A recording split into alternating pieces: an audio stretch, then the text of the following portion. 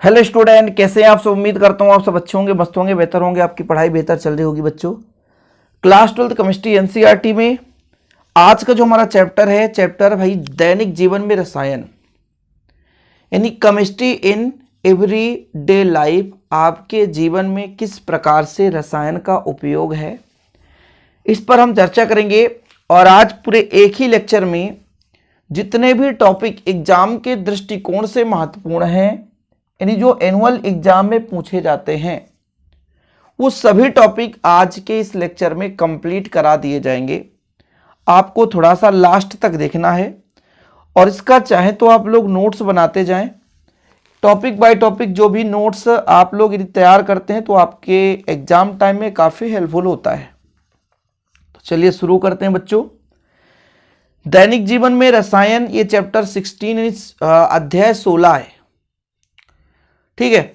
कुछ स्टेट में जैसे मान लीजिए एमपी बोर्ड या सीजी बोर्ड के बच्चे पढ़ रहे हैं, बिहार बोर्ड, झारखंड से, यूपी से, तो हमेशा कमेंट करते हैं कि सर ये चैप्टर तो हमारे सिलेबस से हट गया है, क्या इसे हमें पढ़ना चाहिए। तो बच्चों, आपको एक चीज़ क्लियर करना चाहता हूँ, ये इतना महत्वपूर्ण है कि आपके दैनिक जीवन में बहुत ही उपयोगी है। इससे बहुत कुछ आप सीखते हो कि हमें यदि सिर दर्द कर रहा है तो हमें कौन सा टेबलेट लेना चाहिए, कौन सी औषधि लेनी चाहिए। तो ये आपके दैनिक जीवन में उपयोगी है, इसलिए आपको पढ़ना चाहिए। एग्जाम के दृष्टिकोण से तो महत्वपूर्ण है ही, जहां भी आ रहा है। देखो, औषधि से ही शुरू होता है चैप्टर, औषधि से। कि औषधि है क्या? तो औषधि एक प्रकार का पदार्थ है प्यारे बच्चों, जिसका हम उपयोग क्या करते हैं, चाहे मनुष्य की बात करें चाहे जानवर के लिए बात करें, उत्पन्न रोगों के रोकथाम के लिए हम प्रयोग करते हैं। जैसे हमारे सर में दर्द हो गया, पेट में दर्द हो गया, शरीर में खुजली हो गई, किसी भी अंग में हमें दर्द है, उस दर्द को कम करने के लिए हम कहीं ना कहीं टेबलेट का प्रयोग करते हैं।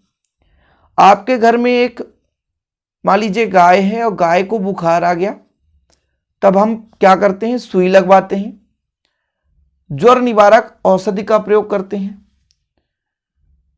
तो जिनका हम उपयोग उत्पन्न रोगों को खत्म करने के लिए, समाप्त करने के लिए, या रोगों के रोकथाम के लिए, या एक प्रकार से शरीर में उत्पन्न विकार के उपचार के लिए हम प्रयोग करते हैं, उन पदार्थों को हम औषधि कहते हैं।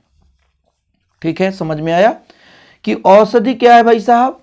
औषधि एक प्रकार के पदार्थ जिनका उपयोग मनुष्य तथा जानवरों में उत्पन्न रोगों के रोकथाम में, उपचार में तथा निदान में किया जाता है। औषधियां यहां पर लिख सकते हैं। ठीक है, औषधियां एग्जाम्पल के रूप में जैसे ज्वर निवारक हेतु मार्फिन, कोडेन का प्रयोग किया जाता है।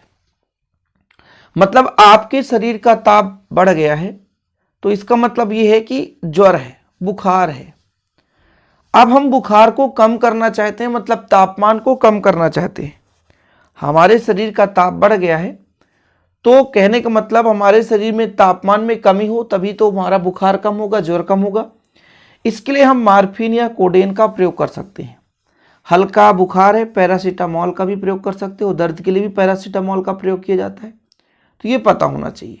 ओके, चलिए आगे देखते हैं बच्चों। पीड़ाहार या दर्द निवारक क्वेश्चन आएगा। पीड़ाहार या दर्द निवारक किसे कहते हैं, आप टिप्पणी लिखो। केवल ऐसे ही 2-2 नंबर में क्वेश्चन पूछे जाते हैं। तो पीड़ाहार या दर्द निवारक किसे कहते हैं, शब्द से ही अर्थ निकालो। पीड़ाहार, दर्द निवारक, यानी दर्द को कम करने के लिए, पीड़ा को शांत करने के लिए, शरीर में, बदन में कहीं भी दर्द है, उससे छुटकारा पाना है, उस दर्द को कम करना है। शरीर में दर्द है, दर्द को कम करना है। अब इसको कम करने के लिए कहीं ना कहीं कुछ औषधि का हम प्रयोग करेंगे, जिससे हमारे शरीर में क्या दर्द क्या हो जाए, कम हो जाए। हम जिन औषधि का प्रयोग करेंगे उन्हें कहते हैं पीड़ाहार या दर्द निवारक। ठीक, जैसे मान लीजिए हमारे पैर में चोट है। पैर में चोट है तो ये कैसे पता चलेगा, कहीं ना कहीं सूचना देने वाला एक तंत्र है जिसे बोलते हैं तंत्रिका तंत्र। तंत्रिका तंत्र हमारे मस्तिष्क को कैसे पता चलता है कि हमारे पैर में एक छोटी सी सुई घुस गई है, क्योंकि जैसे ही हमारे पैर में कोई मान लीजिए छोटा सा कांटा चुभता है या घाव लगता है या पैर किसी भी जगह से टकराता है, तो तंत्रिका तंत्र का काम है कि उस सूचना को लेकर मस्तिष्क को देना कि भाई तुम्हारे इस भाग पर यह घटना घटित हो गया है, तुम्हारे पैर पर मोच आ गई है, खून बह रहा है। तो ये सूचना किसको मिलता है? मस्तिष्क को। मस्तिष्क तुरंत ऑर्डर देता है कि भाई साहब अब हमें यहां पर पकड़ लेना चाहिए जिससे खून ना बहे। दर्द हो गया, हाथ तुरंत जाता है, आंख को देता है ऑर्डर कि भाई तू जा देख, समझ रहे हो, तो आंख तुरंत देखने की कोशिश करता है। तो ये तंत्रिका तंत्र जो है एक प्रकार से सूचक है।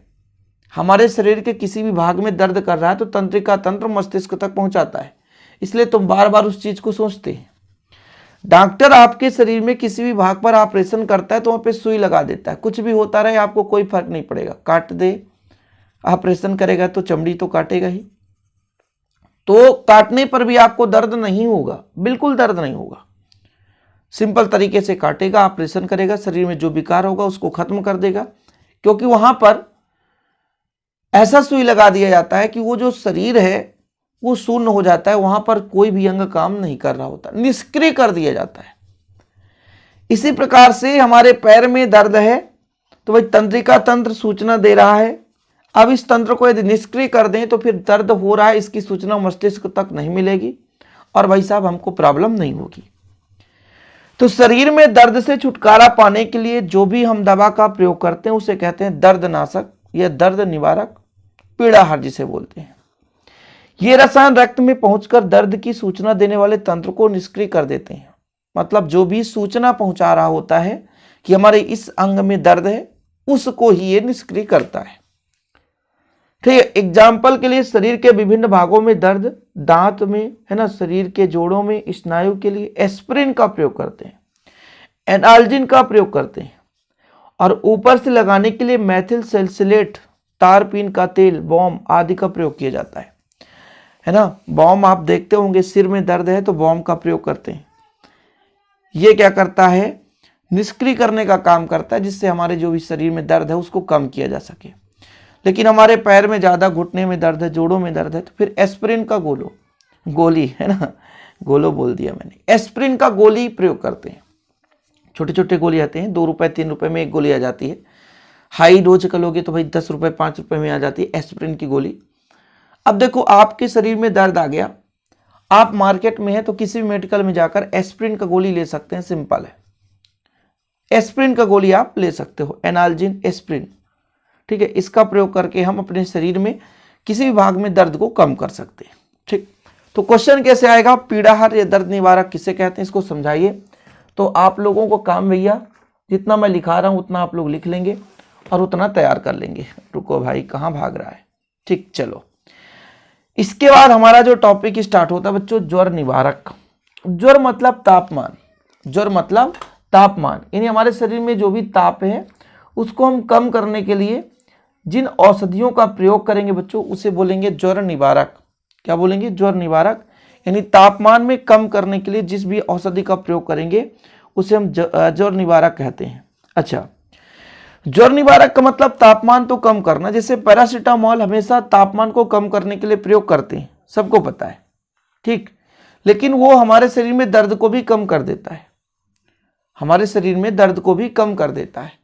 तो कहीं ना कहीं कुछ ऐसे औषधि होती हैं जो कि ज्वर निवारक, शरीर के तापमान को कम तो करते ही हैं, लेकिन शरीर में जो दर्द होता है उसको भी कम कर देते हैं। इसे पीड़ाहार या दर्द निवारक कहते हैं। तो जो भी ज्वर निवारक औषधि हैं वो शरीर के तापमान को भी कम करते हैं, साथ में जो भी शरीर में दर्द है उसको भी कम करने का काम करते हैं। इससे क्वेश्चन कैसे बनेगा? ज्वर निवारक किसे कहते हैं, उदाहरण से समझाओ। वैसे ज्वर निवारक को 2 भागों में बांटा गया बच्चों, एक आपका नारकोटिक्स और एक आपका नॉन नारकोटिक्स। एक स्वापक औषधि जिसे बोलते हैं, दूसरा अस्वापक औषधि। कभी कभी क्वेश्चन पूछ दिया जाता है स्वापक औषधि किसे कहते हैं या अस्वापक औषधि। तो स्वापक औषधि का मतलब होता है नारकोटिक्स और अस्वापक औषधि का मतलब है नॉन नारकोटिक्स। ठीक है, समझ रहे हो? तो स्वापक औषधि यदि बोला जाए या नारकोटिक्स बोला जाए वही चीज होता है। तो यदि क्वेश्चन पूछा जाए आपसे भाई स्वापक औषधि किससे कहते हैं, तो ये एक चीज याद रखना, यही चीज है। आपने पढ़ा भाई ज्वरनाशी या ज्वर निवारक, वही चीज है, ध्यान रखना। क्वेश्चन यदि बदल दे तो कंफ्यूज मत होना कि भाई ज्वरनाशी या ज्वर निवारक क्या है। चाहे ज्वर निवारक पूछ दे चाहे ज्वरनाशी पूछे, वही चीज है। तो नारकोटिक्स, नॉन नारकोटिक्स, नारकोटिक्स में सौपक औषधि और नॉन नारकोटिक्स में असौपक औषधि, इनमें कुछ ना कुछ थोड़ा सा डिफरेंस तो होगा। जैसे आप किसी भी औषधि को ज्यादा मात्रा में ले लेते हैं तो आपको नींद आ जाता है, निद्रा, अचेतन अवस्था, मतलब आपको अपने बारे में ही कुछ शुद्ध बुद्ध ना हो, समझ रहे हैं, यहां पर अचेतन अवस्था कहलाता है, मतलब निद्रा हो जाए। तभी तो आपको एक चीज मैं बताना चाहता हूं, खांसी का एक सिरप आता था, मतलब लिक्विड टाइप का एक पदार्थ, खांसी का सिरप, कोरेक्स। पहले इसे लोग नशा के लिए प्रयोग नहीं करते थे, मुझे अच्छे से याद है, मैं जब 11वीं क्लास में था तो कोरेक्स खांसी के लिए प्रयोग किया जाता था, बहुत कम मात्रा में इसका नशा के रूप में प्रयोग करते थे। लेकिन एक छोटे से ढक्कन, मतलब ढक्कन जिसे बोलते हैं, एक छोटा सा मान लीजिए ऊपर का कवर होता है जिसे बोलते हैं, उसमें थोड़ा सा मान लीजिए आप लेते हैं तो भी उसमें नींद आती थी।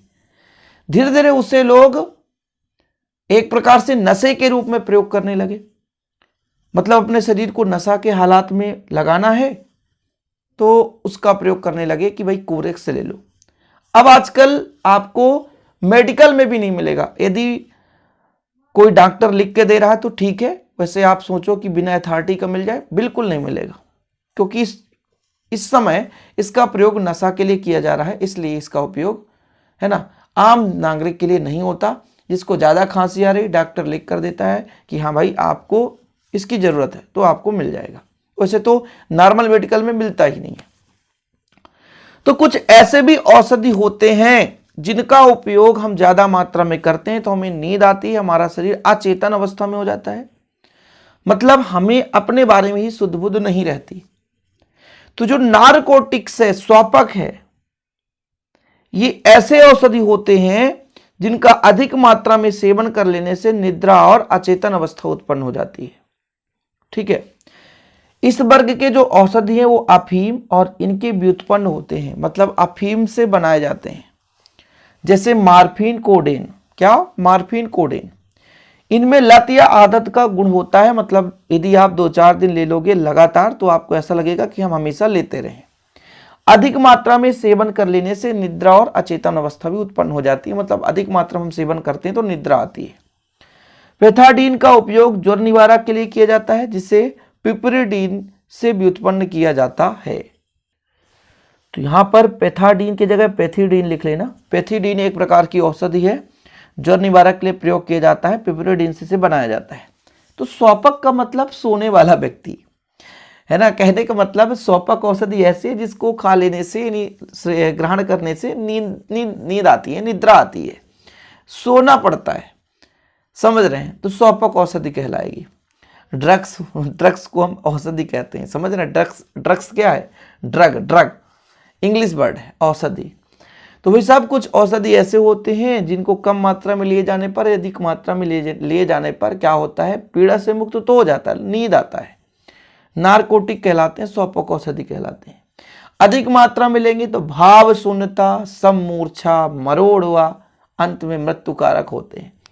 मृत्युकारक मतलब अधिक मात्रा में लोगे तो फिर मृत्यु भी हो सकती है। यहां पर आप देखो, ये मार्फिन है, ये कोडेन है। क्या है? कोडेन। ठीक है, ये कोडेन है बच्चों, कोडेन, और ये आपका मार्फिन। ठीक। दूसरा जो ज्वर निवारक या ज्वरनाशी है वो नॉन नारकोटिक्स, जिसे अस्वापक कहते हैं। इसका सेवन करने से लत का गुण नहीं होता, ना तो निद्रा आती है। ठीक है, तो कम ताप यदि शरीर में है, उसको यदि कम करना है तो भाई साहब सामान्य रूप से इसका प्रयोग कर सकते हैं, जैसे पैरासीटामोल, एस्पिरिन। ये आपका एस्पिरिन जो है दर्द भी कम करता है और ज्वर भी कम करता है। तो ये ऐसे औषधि हैं जिनका उपयोग हम कर सकते हैं नॉर्मल तरीके से। तभी तो मैं हमेशा कहता हूँ कि आपको एक नॉर्मल डॉक्टर, झोला छाप डॉक्टर भी होगा, वो आपको पैरासीटामोल देता है, क्योंकि जानता है इसको खाने से ज़्यादा कोई नुकसान ही नहीं है। लेकिन यदि आप मार्फिन, कोडेन जैसे औषधि का प्रयोग करेंगे तो आपको निद्रा आएगी। समझ रहे हो ना। तो भाई साहब यदि नॉर्मल बुखार हो तो एस्प्रिन, पैरासीटामोल से ही प्रयोग करें, इससे ही काम चलाएं, आप स्वपक औषधि का प्रयोग ना करें। तो इस प्रकार से आपने भी समझा ज्वर निवारक के बारे में, इसके प्रकार के बारे में। ठीक है, तो क्रम से चलते जाएं बच्चों। यहां तक क्लियर हो गया। चलिए इसके बाद बात करते हैं बच्चों प्रशांतक के बारे में। प्रशांतक मतलब शांत करना। देखो शब्द से अर्थ समझो, इसके बाद आप उसे लिखने की कोशिश करो। क्वेश्चन यदि पूछा गया प्रशांतक किसे कहते हैं, तो यदि शब्द का अर्थ निकालिए प्रशांतक, शांतक मतलब शांत करना। हमारा जो शरीर है यदि उत्तेजना अवस्था में है, मतलब उत्तेजित है, उसे शांत करने के लिए, जैसे नहीं कोई बोलता भाई हल्का पागल हो गया है, उसे ऐसा टेबलेट दे दो बिल्कुल शांत हो जाए। समझ रहे हो। बहुत ही ज़्यादा मान लीजिए डिप्रेशन पे है व्यक्ति, उसे टेबलेट दे दो तो थोड़ा शांत हो जाए, मन हल्का हो जाए। ठीक है, तो इन सब चीज़ों को भाई साहब कहीं ना कहीं दूर करने के लिए हम एक प्रकार का औषधि का प्रयोग करते हैं। अब मैंने आपको बताया ना, जो हमारे शरीर में सबसे ज़्यादा एक्टिव भाग है वो तंत्रिका तंत्र है। ये जो तंत्रिका तंत्र है मुख्य रूप से सभी को कनेक्ट कराता है, एक दूसरे को सूचित करता है। तो यदि भाई इसको हम शांत करा दें तो सब कुछ शांत हो जाएगा। मानसिक रोग है ना, तो भाई साहब वो भी हमारा एक प्रकार से तंत्रिका तंत्र ही सब कुछ बताता रहता है, ये सब चीज़ें। तो इन सबको शांत करने के लिए कहीं ना कहीं हमें औषधि की जरूरत पड़ती है, और उन औषधि को ही हम बोलते हैं प्रशांतक। तो इसको लिखना कैसे है प्रशांतक, तो प्रशांतक ऐसे रासायनिक पदार्थ है जो केंद्रीय तंत्रिका तंत्र को प्रभावित करते हैं डायरेक्ट, तथा उत्तेजित मानसिकता को कम करने या कम करके शांति पहुंचाते हैं। इसलिए इनका उपयोग मानसिक रोगों के उपचार में भी किया जाता है। जैसे शांतिकर या शामक औषधि, जो मानसिक रूप से अस्वस्थ हैं, शांति पहुंचाता है। शामक वे मरीजों को दिया जाता है भाई साहब, मतलब शांति का जो औषधि है ऐसे मरीज को दिया जाता है जो मानसिक रूप से अस्वस्थ और उत्तेजित हो, उनसे हम भाई साहब इस प्रकार के औषधि का प्रयोग करते हैं। जैसे इसका एग्जांपल है ल्यूमिनल और सेकोनल। क्या? ल्यूमिनल और सेकोनल, ध्यान रखना, ल्यूमिनल और सेकोनल एंटी डिप्रेसेंट। यह उन मरीजों को दिया जाता है जो कि अत्यधिक मायूसी में है, जिससे उनका मानसिक स्तर सुधर जाए। कुछ औषधियों का उपयोग मन को सुखी रखने के लिए किया जाता है, जैसे कोकेन हो गया, मेथाडोन हो गया, बाइटेलिन हो गया। मतलब जैसे आप किसी चीज़ को मतलब सोच करके है ना हमेशा उसी को सोचते रहते हैं, कोई भी आपके दैनिक जीवन में घटना घटित हो जाता है उसी को लेकर आप चिंतित रहते हैं, तो यह डिप्रेशन कहला जाता है कि आप डिप्रेशन में हो। अब ऐसी स्थिति के लिए आपको क्या करना पड़ेगा, कोई ना कोई औषधि का प्रयोग तो करना पड़ेगा। उसे बोलेंगे एंटी डिप्रेसेंट। मतलब डिप्रेशन में रहने वाले व्यक्ति को जो औषधि दी जाती है उसे बोलते हैं एंटी डिप्रेसेंट। हमारे शरीर में बहुत ज़्यादा परिवर्तन आ गया भाई साहब, एक छोटी सी घटना को लेकर के हम परेशान हैं। कुछ लोग नहीं कहते हम अपनी ज़िंदगी में बहुत परेशान हैं, हमें ऐसा लगता है कि हमारा ज़िंदगी यहीं तक था। कुछ लोग तो अपने जीवन को सुसाइड के हवाले कर देते हैं, मतलब खुद के काल के घर में है ना अपने आप को सौंप देते हैं। ये सब भी डिप्रेशन के कारण होता है। कुछ लोग मतलब मान लीजिए कहीं पे पैसे कमा रहे होते हैं, उनका बिजनेस नहीं चलता तो डिप्रेशन पे आ जाते हैं। कुछ लोगों का नाम यदि बदनाम हो गया तो डिप्रेशन पे आ जाते हैं। कोई बच्चा यदि मान लीजिए कोई अच्छा चीज़ सोच रहा होता, उसका काम नहीं होता तो डिप्रेशन में आ जाता है। कुछ लोग सोचते हैं मेरा 95% पढ़ते खूब हैं, लेकिन क्या हुआ लास्ट में मान लीजिए 92 आ गया तो वो डिप्रेशन में हो गया। यार क्या किया जाए।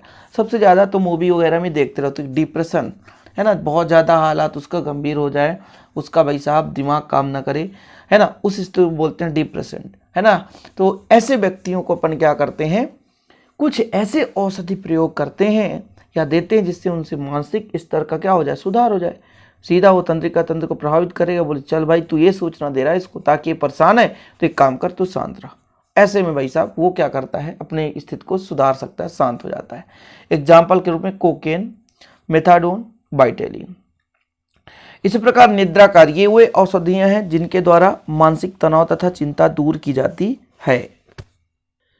अब जैसे किसी को नींद नहीं आती, मानसिक तनाव है, नींद आना चाहिए, कुछ लोग तो लेते हैं टेबलेट, तो मिलता है आपको रात में नींद नहीं आ रही तो आप टेबलेट ले लो, उस टेबलेट से आपको नींद आ जाएगी, आपके शरीर में जो नींद के कारण जो रोग उत्पन्न हो रहा है वो कम हो जाएगा। मुझे तो ऐसे भी बहुत नींद आती है भाई साहब। बच्चों आप कितना घंटा सोते हो, आप बताना आपको नींद कितनी आती है। मैं तो बहुत आलसी हूँ, बहुत नींद भी लेता हूँ, और जब मेहनत करना होता तो अच्छा तरीके से मेहनत भी करता हूँ, कोई दिक्कत नहीं है। मुझे यदि मान लीजिए काम ही करना है तो सोना भी ना पड़े भी फिर भी चलता है, लेकिन नींद तो सबको आती है, एक प्रकार से सबको नींद आती है ना। तो निद्राकारी औषधि ऐसे भाई साहब कि किसी व्यक्ति को मान लीजिए नींद नहीं आती है, जैसे मरीज को नींद नहीं आ रही है, अब भाई टेबलेट चल रहा है, नींद लेना जरूरी है, शरीर में गर्मी बढ़ जाएगी, प्रॉब्लम हो जाएगी, दिक्कत पहले से और हो जाएगी, तो फिर ऐसी स्थिति में हम ऐसे औषधियों का प्रयोग करते हैं जिससे मन शांत हो जाए, नींद आ जाए और सो जाए व्यक्ति। अगला नंबर आपका मूर्छाकारी। मूर्छाकारी मतलब ऐसे औषधि भाई साहब जिससे कोई व्यक्ति मूर्छित हो तो वो दूर हो जाए उसका, है ना, उदासी हो, मन में दर्द हो, इसको हम क्या कर सकें, दूर कर सकें, तो ऐसे औषधि को बोलते हैं मूर्छाकारी। तो इनका प्रयोग हम मूर्छाकारी, उदासी तथा दर्द को दूर करने के लिए करते हैं, जैसे ओपियम हो गया, पेथिडीन हो गया, हीरोइन हो गया, ये मूर्छाकारी औषधि है। ठीक, चलिए अब हमारा जो अगला है भाई साहब पूर्तिरोधी है, या पूतिरोधी या पूर्तिरोधी। बुक में आपके दोनों प्रकार से मिल जाएगा, या तो पूतिरोधी मिलेगा या तो पूर्तिरोधी। पूति मतलब पूरा करना, है ना, जैसे मान लीजिए आपके शरीर में कहीं पे चोट आ गया है, अब उस चोट को पूरा करना है, घाव को पूरा करना है, तो फिर हम औषधि का प्रयोग करते हैं जिससे हमारा घाव सही हो जाए। एक चीज़ हमेशा आप याद रखना बच्चों, जैसे हम किसी भी शरीर में घाव में चोट को पूरा करने के लिए जो हम औषधि का प्रयोग करते हैं, तो क्या औषधि हमारे नए त्वचा का निर्माण करता है? क्या संभव है? कभी नहीं, ऐसा नहीं है। ठीक, त्वचा का जो निर्माण होता है, नए कोशिका का निर्माण होता है, वो कोशिका से होता है, शरीर से होता है।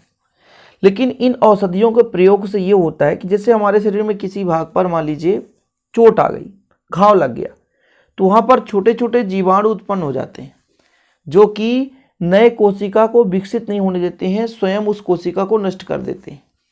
अब ऐसी स्थिति में क्या होता है कि उस स्थान पर जहाँ पे चोट आई है उस स्थान पर अपन पूर्तिरोधी का प्रयोग कर देते हैं, जिससे वो उन सभी जीवाणुओं को नष्ट कर देता है। तो हमारा शरीर तो ऑल टाइम आप सो रहे हो फिर भी नए कोशिका का निर्माण कर रहा होता है। तो जब हमारे शरीर में जहाँ पे चोट लगा है, घाव लगा है, तो वहाँ पर के जो भी जीवाणु हैं वो नष्ट हो जाते हैं, जिसके कारण कोई भी कोशिका नष्ट नहीं होने पाता और तीव्रता के साथ हमारा शरीर विकास करता है, नए कोशिकाओं का निर्माण होता है और घाव पूर्ण रूप से भर जाता है। जैसे कभी कभी कोई लोग मान लीजिए कहीं पे मान लीजिए चोट लग गया और क्या करते हैं, ना तो टेबलेट का प्रयोग करते हैं, ना सुई, ना तो टिंचर, ना तो कुछ पूर्तिरोधी का प्रयोग ही नहीं करना, सुई भी नहीं लगवाते हैं। तो इस स्थिति में क्या होता है, जैसे चोट लगी भाई साहब, वहाँ पे छोटे छोटे जीवाणु उत्पन्न हो गए, घाव को क्या करते हैं और बढ़ाते जाते हैं, नए कोशिका का निर्माण होता है उसका भी नष्ट करते हैं, पुराने कोशिका उसको भी नष्ट करते हैं, धीरे धीरे और घाव बढ़ जाता है, फिर वहाँ पे थोड़ा सा सड़न पैदा हो जाती है, कुछ दिन बाद वो कैंसर बन जाता है। तो ये सब चीज़ एक मान लीजिए आपकी लापरवाही से हो जाता है कि हमारे शरीर में छोटा सा चोट आ गया, उसको ट्रीटमेंट नहीं कराना, अपने सही हो जाएगा। पता चला 10 दिन बाद ऐसा हुआ कि वहाँ से घाव से थोड़ा सा मतलब वो घाव पक चुका होता है, और पकने के बाद क्या है भाई साहब, वहाँ से और ज़्यादा मात्रा में परेशानी होने लग जाती है और वही एक कैंसर का रूप बन जाता है। तो एक चीज़ हमेशा ध्यान रखना, जब भी कभी भी आपके शरीर में चोट आए, घाव हो जाए, तो आप पूर्तिरोधी दवाई जरूर लें। आप अपने आसपास किसी से भी ले सकते हैं, ज़रूरी नहीं है कि आप भाई साहब मेडिकल पे जाएं, छोटे मोटे डॉक्टर आपके है ना गांव में भी मिल जाते हैं। तो कहीं भी चोट आए, चाहे वो लोहे से हो, चाहे वो किसी पत्थर से हो, कहीं से भी हो, तो जरूर आप पूर्तिरोधी का प्रयोग करें। पूर्तिरोधी क्या करता है, जो भी हमारे शरीर में ना घाव में छोटे छोटे जीवाणु बैक्टीरिया हो जाते हैं उनको नष्ट कर देता है। पूर्तिरोधी के भी कई प्रकार हैं। एक प्रकार जैसे कार्बनिक रंजन, कुछ कार्बनिक रंजक जैसे एरिक है ना, एरिक्लेविन या मर्क्यूरोक्रोम, जीनियम, वायलेट में सूक्ष्म जीवाणुओं को मारने का गुण होता है। मतलब एक कार्बनिक रंजक है जो कि सूक्ष्म जीवाणुओं को नष्ट कर सकते हैं, समाप्त कर सकते हैं। तो इसका थोड़ा सा मैं आपको हिंदी नाम बताता हूँ, एरिक्लेविन। ये एरिक्लेविन है, इसका जो हिंदी नाम है बच्चों, इसका नाम है पीतरंजक। क्या? पीतरंजक। और फिर मर्क्यूरोक्रोम, मरकरी युक्त आपका एक लाल पदार्थ होता है, इसे मरकरी युक्त लाल पदार्थ को बोलते हैं मर्क्यूरोक्रोम। ये जीनियम वायलेट, ठीक है, इनका उपयोग हम सूक्ष्म कीटाणुओं को या सूक्ष्म जीवाणुओं को नष्ट करने में या मारने में प्रयोग करते हैं, इसलिए इसका प्रयोग पूर्तिरोधी के रूप में किया जाता है। आयोडीन यौगिक टिंचर, आपके शरीर में घाव हो जाता है, छोटा सा चोट आ जाता है तो टिंचर आयोडीन का प्रयोग करते हैं। आयोडोफार्म का भी उपयोग पूर्तिरोधी, क्या प्रतिरोधी या पूर्तिरोधी, कोई दिक्कत नहीं, प्रतिरोधी भी लिख सकते हो, प्रतिरोधी के रूप में किया जाता है। इसी प्रकार डेटॉल का भी प्रयोग करते हैं भाई साहब। डेटॉल का भी कई प्रकार से विलयन बनाते हैं, जैसे एंटीसेप्टिक डेटॉल हो गया, क्लोरोजाइनाल हो गया, टर्मनियान हो गया। इनका हम उपयुक्त विलायक में बनाकर एक विलयन के रूप में प्रयोग करते हैं, तो डेटॉल का भी प्रयोग किया जाता है। ये सभी के सभी पूर्तिरोधी हैं। ठीक, तो ये पूर्तिरोधी हमारा कंप्लीट हुआ। पूर्तिरोधी देख सकते हैं भाई साहब, कुल मिलाकर के संक्रमण को दूर करने वाला एक साधन है जिसे त्वचा तथा घाव आदि पर सीधे लगाया जाता है। ठीक है, इसे जीवित ऊतकों पे लगाया जाता है। जीवित ऊतक मतलब जैसे हम लोग हैं भाई साहब, तो जीवित ऊतक है। यदि कोई व्यक्ति खत्म हो गया, समाप्त हो गया, मर गया, तो फिर उसका जीवित त्वचा नष्ट हो जाता है, समझ रहे हैं। तो ये चीज़ है, जीवित ऊतक का मतलब भी समझना जरूरी होता है। अब चलिए अगला जो हमारा स्टार्टिंग होने वाला है, कीटाणुनाशी। कीटाणुनाशी मतलब कीटाणुओं को नष्ट करने वाली औषधि। एक ऐसी औषधि जिसका उपयोग हम सूक्ष्म जीवाणुओं को नष्ट करने के लिए, सूक्ष्म कीटों को मारने के लिए प्रयोग करते हैं, उसे हम बोलते हैं कीटाणुनाशी। ऐसे रासायनिक पदार्थ जो सूक्ष्म जीवाणुओं को मार देते हैं परंतु जीवधारियों में लगाने के लिए सुरक्षित नहीं होते, उन्हें इस श्रेणी में रखा जाता है। जो पूर्तिरोधी होता है, इसमें ऐसे औषधि आते हैं जो कि शरीर में यानी मानव जीवन में या जीवधारियों में जो भी कीट सूक्ष्म जीव उत्पन्न होते हैं उनको नष्ट करने के लिए प्रयोग करते हैं। लेकिन कीटाणुनाशी ऐसा नहीं है। कीटाणुनाशी भाई साहब शरीर में प्रयोग नहीं किया जाता। जैसे आपका फिनाल हो गया, फिनाल को फर्श या घर में जो भी सतह है उसको साफ करने के लिए करते हैं। H2O2 हाइड्रोजन परऑक्साइड, KMnO4 कीटाणुनाशी है, क्रिसाल, ये सब ऐसे पदार्थ हैं जो कि कीटाणु को नष्ट करते हैं। इसे हम विसंक्रामी के नाम से भी जानते हैं, लेकिन इसे हम मानव शरीर पर नहीं लगा सकते, ना ही मान लीजिए किसी भी जीवधारी पर लगा सकते हैं। तो कीटाणुनाशी बिल्कुल 2 नंबर में ऐसे क्वेश्चन आ जाते हैं। कीटाणुनाशी किसे कहते हैं समझाइए। तो ऐसे रासायनिक पदार्थ जो सूक्ष्म जीवाणुओं को तो मार देते हैं परंतु जीवधारियों में लगाने के लिए सुरक्षित नहीं होते, मतलब जीवधारियों में इनका प्रयोग हम नहीं कर सकते, तो इन्हें हम बोलते हैं कीटाणुनाशी। क्या बोलते हैं बच्चों? कीटाणुनाशी। एक एक चीज़ आप समझते चलो, आपको तभी बेहतर रूप से समझ में आएगा जब आप पूरा तैयारी कर लेंगे, क्योंकि क्वेश्चन कहीं से भी पूछ लिया जा सकता है। यदि आप इनका प्रयोग नहीं करेंगे फिर दिक्कत हो सकती है बच्चों। ठीक, चलिए छोटी छोटी चीज़ें हैं, बिल्कुल ज़्यादा मैं वैसे भी डिटेल में नहीं लिख रहा हूँ क्योंकि एग्जाम के दृष्टिकोण से जितना महत्वपूर्ण उतना मैं लिखता हूँ। चलिए अगला हमारा एंटी फर्टिलिटी औषधि, प्रतिजनन क्षमता। रासायनिक पदार्थ जिनका उपयोग महिलाओं में प्रेगनेंसी के नियंत्रण के लिए किया जाता है, जनन नियंत्रण या ड्रग या ओरल सेंट्रासेप्टिव कहलाता है। अच्छा, ये तो बड़ा खतरनाक है, सबको मजा भी आ रहा होगा इसको पढ़ने के लिए।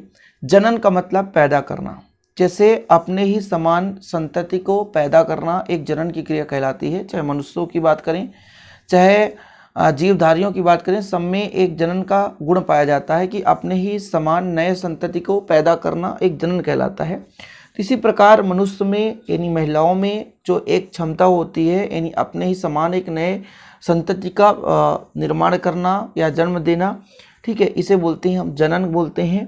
अब कुछ महिलाओं में प्रेगनेंसी को नियंत्रण किया जाता है कि मान लीजिए आपको भाई साहब ऐसा करना है कि हमको 3 साल हमें बच्चे नहीं चाहिए, तो फिर आप इस प्रकार की औषधि का प्रयोग कर सकते हैं, एंटी फर्टिलिटी औषधि, जिसे मेस्ट्रानॉल या नॉरएथिंड्रोन भी बोलते हैं। ये ऐसे औषधि हैं कि जैसे मान लीजिए किसी भी व्यक्ति के पास यानी महिला के बच्चे पैदा होंगे, पुरुष के नहीं, इतना ध्यान रखना।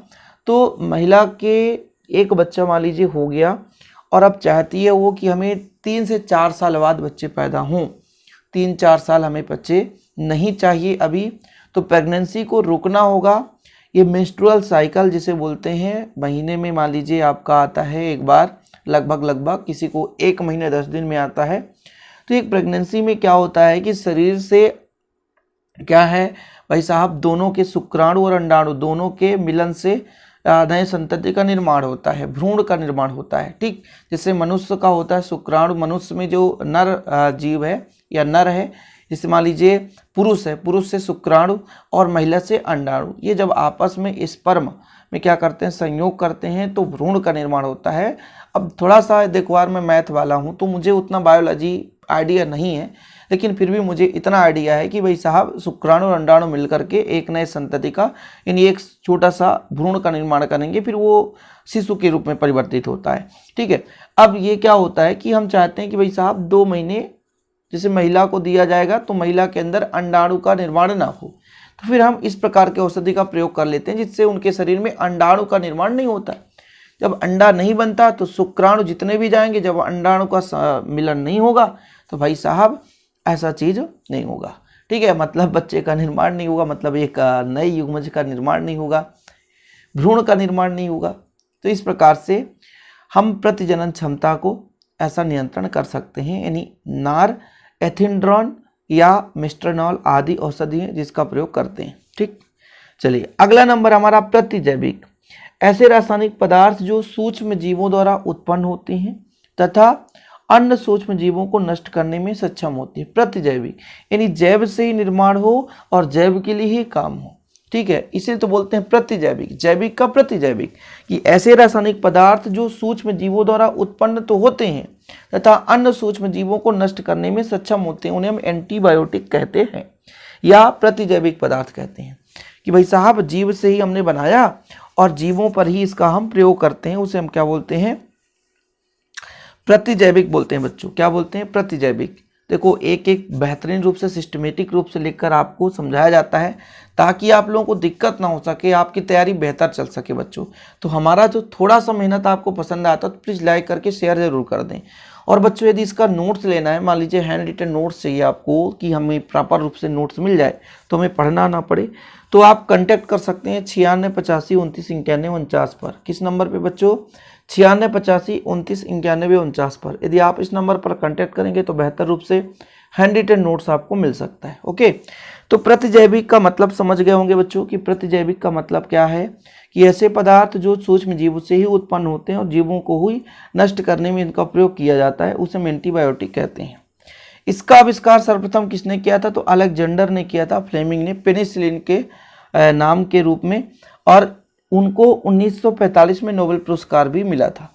यानी पेनिसिलिन की खोज किसने की थी? तो अलेक्जेंडर फ्लेमिंग ने की थी। सबसे पहला ये जो हमारा प्रतिजैविक एंटीबायोटिक का निर्माण हुआ किसके द्वारा? अलेक्जेंडर फ्लेमिंग के द्वारा, और वो भी उनको इस फील्ड में चिकित्सा के क्षेत्र में नोबेल पुरस्कार 1945 में मिला। ठीक, तो ये पेनिसिलिन पर टिप्पणी आता है क्वेश्चन कि पेनिसिलिन है क्या? ठीक है, तो ये बहुत सारे प्राकृतिक यौगिकों का मिश्रण है, जैसे पेंटाइनाल, बेंजाइल, पेनिसिलिन। ये देखो संरचना। अब तो कहोगे सर ये संरचना तो हमें पढ़ना ही नहीं चाहिए, बड़ा खतरनाक है, ऐसे संरचना पढ़ने से बेहतर ही पढ़े ही ना। तो प्रतिजैविक का मतलब है भाई साहब जो जीव से निर्माण हो और जीव के लिए ही काम हो। ठीक है, और इसको हम क्या करते हैं? बहुत सारे प्राकृतिक यौगिक हैं, इनके मिश्रण से पेनिसिलिन को बनाया जाता है, जैसे पेंटाइनाइल, बेंजाइल, पेनिसिलिन। पेनिसिलिन के बारे में आ जाता है तो सबसे पहले तो आप बताओगे पेनिसिलिन एक प्रकार की औषधि है जो सूक्ष्म जीवों से बनाया जाता है और इसका प्रयोग सूक्ष्म जीवों को नष्ट करने के लिए किया जाता है ना। और इसकी सर्वप्रथम जो खोज है, आविष्कार है, अलेक्जेंडर फ्लेमिंग ने की थी। 1945 में नोबेल पुरस्कार मिला गया है ना। और ये जो हमारा पेनिसिलिन होता है ये प्राकृतिक यौगिक का एक प्रकार से मिश्रण होता है, जैसे पेंटाइनाइल है, बेंजाइल, पेनिसिलिन, इनका मिश्रण होता है। ठीक, ये चीज़ इतना आपको लिखना है पेनिसिलिन में। इसके बाद आपको तैयार करना है पेनिसिलिन का गुण। ये गुण क्या क्या क्या है भाई साहब, इसके बारे में चर्चा करना है। पेनिसिलिन के कौन कौन से गुण हैं? तो ये सफ़ेद या हल्का पीला क्रिस्टलीय पाउडर के रूप में पाया जाता है। पेनिसिलिन हल्का पीला होता है और क्रिस्टलीय पाउडर के रूप में होता है। प्राकृतिक पेनिसिलिन डेक्स्ट्रो रोटेटरी, थोड़ा सा खतरनाक है ना, होता है। ये जल में कम विलयशील होता है परंतु इनमें सोडियम तथा पोटेशियम लवण जल में विलयशील होते हैं। कहने का मतलब पेनिसिलिन को डायरेक्ट आप जल में मिलाओ तो विलयशील नहीं होगा, परंतु इनके जो भी सोडियम या पोटेशियम लवण बनाए जाएंगे पेनिसिलिन से वो जल में विलयशील होंगे। ये प्रबल अम्ल होते हैं और ये आर्द्रता की उपस्थिति में विघटित हो जाते हैं, मतलब नमी की उपस्थिति में पेनिसिलिन का विघटन हो जाता है। क्वेश्चन आ जाया करता है पेनिसिलिन पर टिप्पणी लिखो, पेनिसिलिन के गुण लिखो, तो आप 1-2 गुण लिख लो। कुछ चीज़ें याद भी करना पड़ता है कि प्राकृतिक पेनिसिलिन यहाँ पर डेक्स्ट्रो रोटेटरी होता है। ठीक है, और ये जल में कम विलयशील है। परंतु सोडियम या पोटेशियम की लवण जल में अत्यधिक विलयशील होता है। तो कभी कभी पूछ दिया जाता है पेनिसिलिन के गुण, तो आप लोग स्क्रीनशॉट करके इसे जरूर लिख लें। इसके बाद बात करेंगे अगला टॉपिक बच्चों परिरक्षण के बारे में, यानी जैसे हमारे पास खाद्य पदार्थ है उसको रक्षा करने के लिए हम जिन औषधि का प्रयोग करते हैं उन्हें परिरक्षण कहते हैं। तो कुछ खाद्य पदार्थ इतनी जल्दी खराब होने लगते हैं कि कुछ ही घंटों में इनका उपयोग हम नहीं कर सकते। तीव्र रासायनिक एवं जैविकीय तीव्र परिवर्तन के कारण यह मानव के उपयोग के लिए असुरक्षित हो जाते हैं। इसके कारण खाद्य पदार्थ जो है अखाद्य हो जाते हैं, मतलब खाने योग्य नहीं होते। तो खाद्य पदार्थों में उपस्थित सूक्ष्म जीवाणु जो हैं उन्हें तुरंत नष्ट कर देते हैं, और इनकी संख्या के वृद्धि को जो रोकने हेतु हम एक ऐसे पदार्थ मिलाते हैं जिससे कि खाद्य पदार्थ नष्ट हो ना हो, उसे ही बोलते हैं परिरक्षक। ठीक है, थोड़ा समझने की कोशिश करें कि परिरक्षण है क्या। परिरक्षण का मतलब ये होता है कि खाद्य पदार्थों को सुरक्षित करने के लिए, यानी नष्ट होने से बचाने के लिए जिन पदार्थों का हम प्रयोग करते हैं उन्हें बोलते हैं परिरक्षण। क्या बोलते हैं? परिरक्षण। क्योंकि आपको पता है कि लोग क्यों कहते हैं कि आप शाम का भोजन सुबह ना करें, क्योंकि जब हम शाम को भोजन मतलब नहीं कर पाते हैं और वो बच जाता है और उसे हम रख देते हैं, एक्स्ट्रा जो भी भोजन हो उसे रख देते हैं, तो उसमें छोटे छोटे कीटाणु सूक्ष्म जीव जो हैं, ऑलरेडी आपके वातावरण में छोटे छोटे जीव उपस्थित होते हैं। लेकिन जब वो भोजन 2 घंटे 3 घंटे में रह जाता है तो क्या होता है कि उसमें जो जीवाणुओं की संख्या है वो तीव्र गति से वृद्धि होती है। अब जीवाणु जितना ज़्यादा मात्रा में वृद्धि होंगे वो हमारे शरीर के लिए उतने ही हानिकारक होंगे। अब पता चला आप शाम का भोजन चावल मान लीजिए दोपहर को बनाए हैं, शाम तक खा ले तो ठीक है, नहीं उसे सोचेंगे अगले दिन हम खाएं, तो ये गलत बात है। क्योंकि उसमें इतने सूक्ष्म जीव उत्पन्न हो गए कि वो आपके शरीर के अंदर भी जाकर के आपके शरीर को नष्ट करेंगे, आपके शरीर के कोशिकाओं को क्या करेंगे? नष्ट करेंगे। फिर इस स्थिति में अपन क्या करते हैं कि हमारा जो खाद्य पदार्थ, भाई अब मान लीजिए किसी की शादी में बारात में बहुत ज़्यादा मान लीजिए खाना बच गया, तो फिर यार इतना नहीं फेंका जाता। यदि एक किसान व्यक्ति है, कमज़ोर व्यक्ति है, और उसके 10 किलो चावल का जो मान लीजिए कोई भी आइटम बना है और वो फेंका जाए तो फिर दिक्कत हो जाती है। तो इसके लिए क्या करते हैं कि मान लीजिए आप यदि नमक ज़्यादा मात्रा में डाल दें, तो नमक क्या होता है, एक प्रकार से परिरक्षक का काम करता है। जैसे आप सबसे अच्छे एग्जाम्पल ले लो, आपके घर में अचार होगा आम का, और ये अचार काफ़ी दिनों तक खराब नहीं होता। क्यों? क्योंकि इसमें एक तो एसिड पाया जाता है, या तो आप एसिटिक अम्ल डाल दो। जो मार्केट में अचार आता है वो लंबे दिनों तक वैसे ही रहता है। इसमें नमक एक परिरक्षक का काम करता है, दूसरा उसमें जो एसिटिक अम्ल डाला जाता है वो अम्ल जो होता है वो परिरक्षक का काम करता है, खाद्य पदार्थों को नष्ट होने से बचाता है, क्योंकि उसमें जो भी छोटे छोटे सूक्ष्म जीव उत्पन्न होते हैं उनको नष्ट कर देता है। और यही तो है परिरक्षक का काम, कि जीवाणुओं को वृद्धि होने से बचाना, यानी वृद्धि ना होने पाए जीवाणु जो भी हैं उनको भी नष्ट कर दो, और जो भी नए पैदा होने वाले हैं या जो वृद्धि होने वाले हैं उनमें क्या है भाई साहब, खत्म करने का काम रहना चाहिए कि आप जो भी जीवाणु पैदा हो उनको नष्ट कर दो। तो जो आपका परिरक्षक जो होता है, जो भी पदार्थ होता है, वो जीवाणुओं की वृद्धि होने में क्या करता है? रोकता है। यही काम है परिरक्षक का। अब यदि कोई पूछ दिया जाए, भाई कोई आपसे मान लो पूछ ही दे कि खाद्य पदार्थ को हम क्या करते हैं सुरक्षित रखना चाहते हैं, तो कुछ ऐसे पदार्थ का नाम बता दो जिससे खाद्य पदार्थ सुरक्षित हो सके। तो आपको मैं यदि आपसे कहूँ भाई साहब एसिटिक अम्ल, सिरका जिसे बोलते हैं, एसिटिक अम्ल CH3COOH, इसको अपन अचार और सब्जियों को संरक्षण हेतु प्रयोग करते हैं। सिरका अम्ल बहुत ही कम मात्रा में, सिरका 4% सिरका मिलाते हैं। आपको बता रहा हूँ, लिखना हो तो लिख सकते हैं कि एसिटिक अम्ल जो होता है CH3COOH, एसिटिक अम्ल जिसे बोलते हैं, इसका हम प्रयोग कहाँ करते हैं बच्चों? तो अचार या सब्जियों को परिरक्षण हेतु प्रयोग करते हैं। अच्छा, तो एक एग्जाम्पल ये भी है, जैसे घरेलू नमक है। नमक भाई ये क्या करता है? ये सूक्ष्म जीवाणुओं को वृद्धि से रोकता है। ठीक है, तो इसको भी आप लोग लिख सकते हो कि जो घरेलू नमक है इसका उपयोग हम मक्खन में कर सकते हैं, पनीर में कर सकते हैं, गोभी में कर सकते हैं, लौकी, ब्रेड, मछली, मांस आदि में हम घरेलू नमक का प्रयोग करते हैं। जैसे मान लीजिए मांस है आपके घर में, तो उसमें नमक मिलाकर रख दो तो शाम तक वो खराब नहीं होगा। मांस है उसमें आप नमक, वैसे भी गाँव घर में जब जो मान लीजिए मछली खाता है व्यक्ति, तो क्या करता है, मछली को मान लीजिए तालाब से लाया, उसको काटा, उसमें नमक और हल्दी मिलाकर उसे शाम तक रख दिया, कोई खराबी नहीं होगी। इसके पीछे का रीजन ये है कि जो नमक है वो सूक्ष्म जीवाणुओं को बढ़ने ही नहीं देता, नष्ट कर देता है। इसी प्रकार से बेंजोइक अम्ल जो होता है, जैसे हमारे दैनिक जीवन में fruit juice, jam, jelly, soft drink होता है ना, इसमें बहुत कम मात्रा में बेंजोइक अम्ल मिलाया जाता है। क्या मिलाया जाता है? बेंजोइक अम्ल। ठीक है, जिससे क्या होता है कि सॉफ्ट ड्रिंक जो होता है जैसे फ्रूट जूस, जैम, जेली, ये खराब होने से बच जाते हैं। तो कई सारे एग्जाम्पल्स हैं आपके परिरक्षण के। तो उम्मीद करता हूं कि परिरक्षण चीज़ें समझ गए। परिरक्षण एक प्रकार की घटना है और जिन पदार्थों को मिलाते हैं उन्हें हम परिरक्षक कहते हैं। यदि टिप्पणी आएगा तो बन ही जाएगा। तो फिर देर किस बात की बच्चों, आप लोग एक काम करो, इसको तो तैयारी कर लो। चलिए अब हम बात करते हैं कृत्रिम मधुरक की। कृत्रिम मधुरक क्या चीज़ है, इसके बारे में टिप्पणी बात करेंगे। इसके बाद हम अपमार्जक देखेंगे। तो कृत्रिम मधुरक है क्या? भोज्य पदार्थों को मीठा करने के लिए जिन पदार्थ की आवश्यकता होती है उसे बोलते हैं कृत्रिम मधुरक। क्या बात है। भोज्य पदार्थ जैसे मान लीजिए आपके यहाँ आइसक्रीम आता होगा। आप सोचो यदि आइसक्रीम में सुक्रोज डाला जाए, शक्कर डाला जाए, तो भाई आइसक्रीम 2 रुपए में मिलता है और उतने में तो 2 रुपए का शक्कर लग जाएगा, तो फिर उसको फायदा कहाँ से होगी? समझ रहे? थोड़ा समझने की कोशिश करो कि भाई आइसक्रीम में यदि मान लीजिए कुल्फी आप खाए होंगे। कुल्फी जो होता है लगभग मान लीजिए 250 ग्राम का, नहीं तो नहीं पर 150 ग्राम का फिर भी रहता है एक कुल्फी। अब उसमें 20 ग्राम भी यदि चीनी मिला दो तो फिर तो भाई साहब वो 2 रुपए का चीनी ही हो गया। अब दिक्कत हो गई कि अब चीनी जब भाई इतनी महंगी है तो फिर क्या करेंगे? तो हम चीनी का प्रयोग वहां पर करते ही नहीं है। उसके अतिरिक्त और कई सारे पदार्थ हैं, जैसे एस्पार्टेम है, कैरोमेल है, सेकेरीन है। ये शक्कर से कई गुना मीठा होता है, जिसका प्रयोग हम कई प्रकार के पदार्थों का निर्माण में हम इनका कर सकते हैं।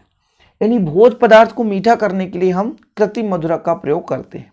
कुछ प्रमुख कृत्रिम मधुरक मैं यहाँ पर लिख दिया हूँ, जिससे आप लोगों को तैयार कर लेना है।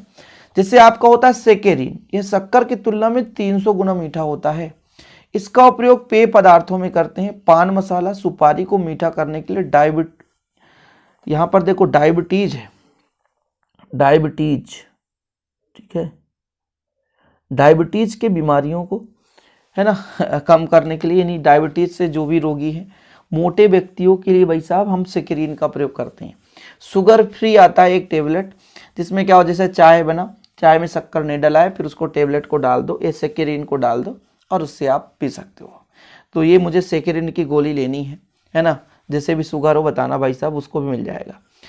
साइक्लोमेट्स ये क्या है? यह शक्कर की तुलना में लगभग 30 गुना मीठा होता है। इसका उपयोग सॉफ्ट ड्रिंक एवं कम ऊर्जा वाले पदार्थों में, जिससे कम एनर्जी निकल सके, तो ये साइक्लोमेट्स है।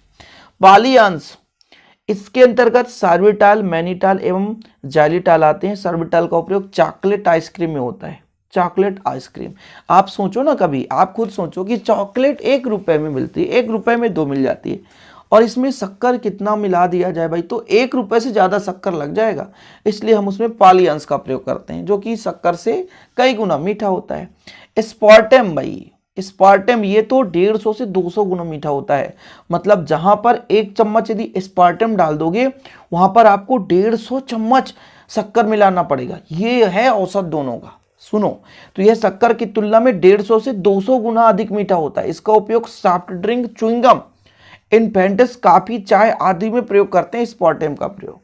ठीक है, तो ये चीज आप लोग तैयार कर लो, 4 तैयार कर लो। एक कैरामेल होता है, कैरामेल ये भूरे रंग का पदार्थ होता है। गन्ना या अन्य कार्बोहाइड्रेट को गर्म करके उसे बनाया जाता है। कैरोमेल, कैरामेल भाई साहब ये भूरे रंग का पदार्थ है, जो गन्ना या अन्य कार्बोहाइड्रेट को गर्म करने से प्राप्त होता है।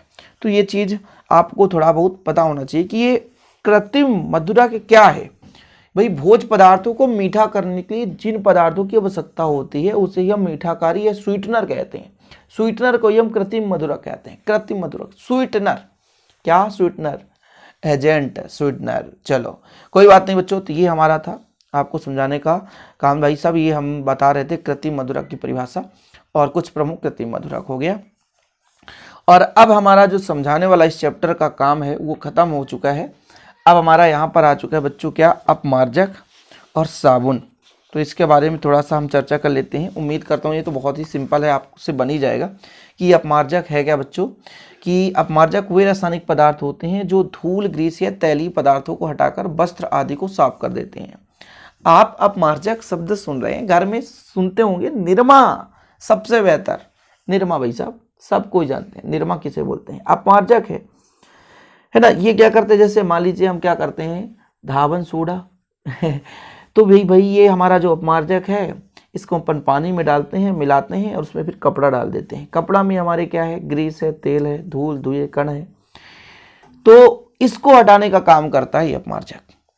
समझ रहे हैं। एक आध एग्जाम्पल देख सकते हैं यहाँ पर, sodium and dodecyl benzyl sulphonate, ये हमारा क्या है, ये सल्फोनिक अम्लों के लवण या एल्किल हाइड्रोजन सल्फेट है।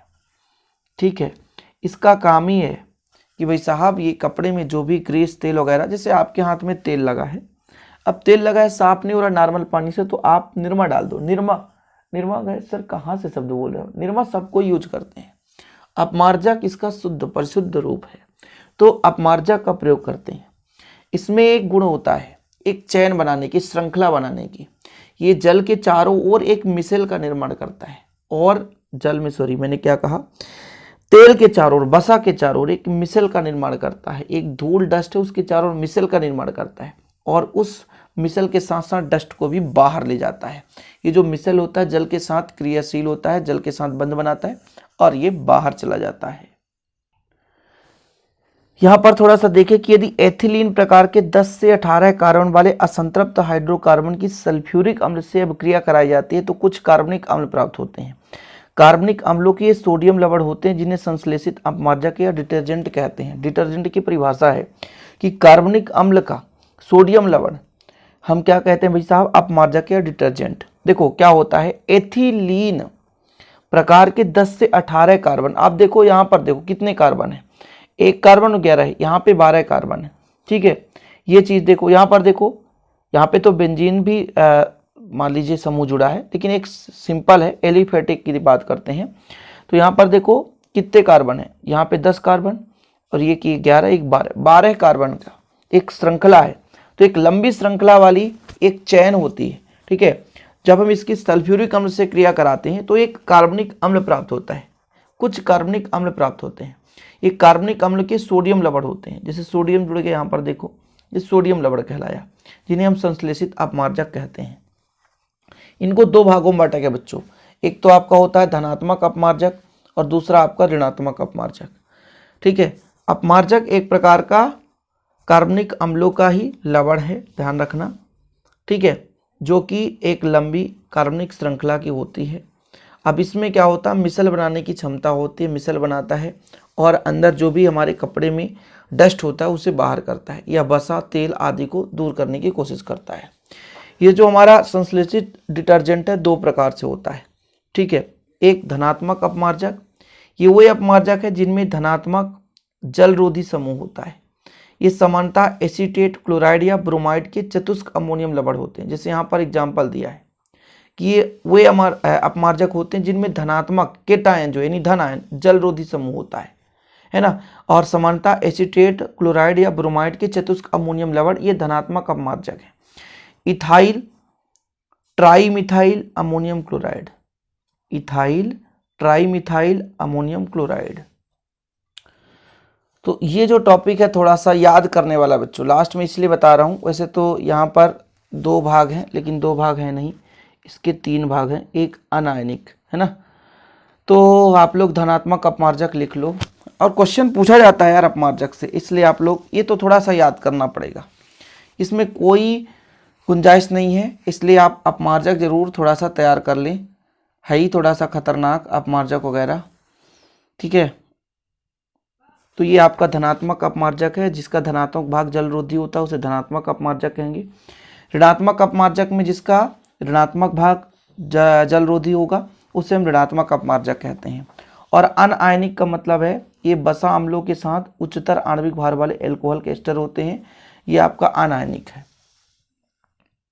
इनमें कोई आयन नहीं होता, याद रखिएगा कि एक ऐसे डिटर्जेंट है जिनमें कोई आयन नहीं होते। ठीक है, उच्च अणुभार वाला एक एल्कोहल या एस्टर होता है, सिंपल है। तो ये हमारा अनायनिक हो गया। धनात्मक अपमार्जक धन आयन होगा और जो कि जलरोधी होगा। ऋणायनिक अपमार्जक मतलब ऋणायन जलरोधी होगा। एग्जाम्पल यहाँ पर लिखा है, आप लिख सकते हो। इसके बाद बात कर लेते हैं बच्चों, ये साबुन। साबुन भी एक प्रकार का लवण होता है, लेकिन ये सोडियम स्टीरेट या पॉमिटिक, जैसे यहाँ पर आपका पोटेशियम स्टीरेट है, ये सोडियम स्टीरेट है, ठीक है। ये पॉमिटिक लिखा है, ये पॉमिटेट है, ये सोडियम स्टीरेट कह सकते हो आप। या तो सोडियम स्टीरेट ले सकते हो या तो पोटेशियम स्टीरेट ले सकते हो, आपकी इच्छा है। इनको लेकर के हम साबुन का निर्माण कर सकते हैं। जैसे यहाँ पर मैं सोडियम स्टीरेट की बात करूँ तो सोडियम स्टीरेट C17H35COONE, ये सोडियम स्टीरेट हो जाएगा, ठीक है। और इसी की जगह पोटेशियम जोड़ दो तो C17H35COONE, ये आपके तो पोटेशियम स्टीरेट हो गया। सोडियम पॉमिटेट की बात करें तो C15H31COONE, तो ये पॉमिटेट हो गया। लेकिन यहीं पे पोटेशियम के लिए तो C15H31COOK, तो ये हो गया पोटेशियम पॉमिटेट, ठीक। तो ये हमारा भाई साहब क्या है, उच्चतर वसा अम्लों जैसे स्टीयरेट, ठीक है, या पॉमिटिक या ओलिक के सोडियम या पोटेशियम लवण को साबुन कहते हैं। मतलब ये एक प्रकार से साबुन है।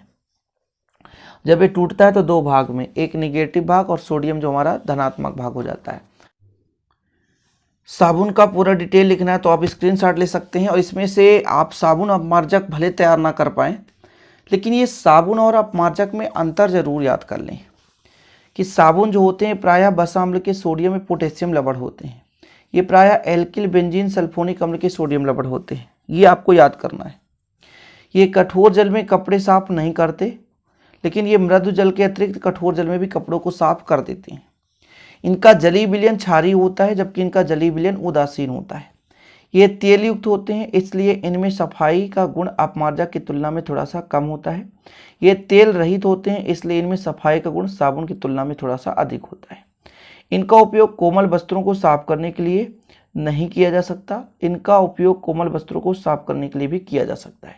तो ये अंतर आपको तैयार ही करना ही पड़ेगा। साबुन अपमार्जक में अंतर, साबुन अपमार्जक यदि नहीं भी बन रहा तो कोई दिक्कत नहीं, लेकिन अंतर तो बनना चाहिए कि भाई साहब सोडियम पोटेशियम का जो लवण है ना, वसा अम्लों का सोडियम पोटेशियम लवण साबुन है। एल्किल बेंजीन सल्फोनिक अम्ल का सोडियम लवण अपमार्जक है। ये कठोर जल में कपड़े को साफ नहीं करता है साबुन, और अपमार्जक जो है ये कठोर जल में कपड़ों को साफ करता है। इनका जलीय विलयन क्षारीय होता है, जबकि इनका जलीय विलयन जो है उदासीन होता है। साबुन तेलयुक्त होता है, इसलिए सफाई के दृष्टिकोण से हम देखें तो अपमार्जक की तुलना में थोड़ा सा कम साफ करता है, लेकिन अपमार्जक तेल युक्त नहीं होता, इसलिए अधिक मात्रा में साफ करता है। इसका उपयोग हम कोमल वस्त्रों का जब हम साफ करना होता है कोमल वस्त्रों को, तो फिर हम साबुन से नहीं कर सकते, लेकिन अपमार्जक से हम कोमल वस्त्रों को साफ कर सकते हैं। तो ये डिफरेंस है जिसे तैयार करना बहुत ज़रूरी है।